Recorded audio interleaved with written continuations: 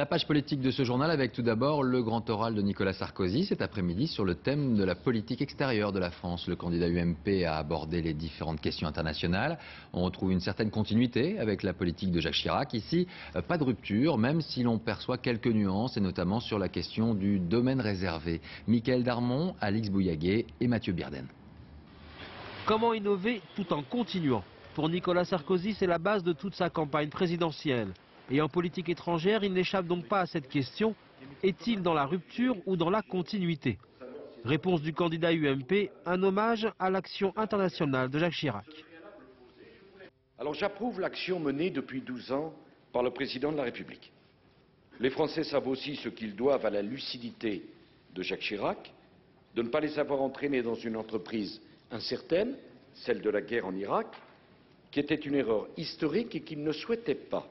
C'est sur l'Europe qu'il veut changer en proposant un traité simplifié pour la Constitution européenne. Il aura pour but que les institutions européennes qui ne fonctionnent plus se remettent à fonctionner. Et c'est déjà une grande ambition. Sur les autres grandes questions, pas de changement de fond, mais c'est dans la manière de les présenter qu'il veut innover.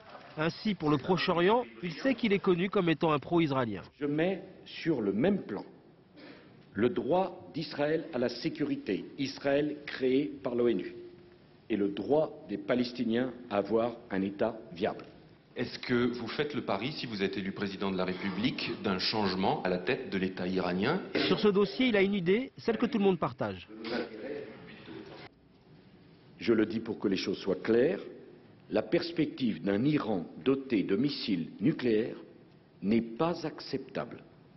La Chine, c'est plutôt une concurrence économique ou bien une partenariat stratégique?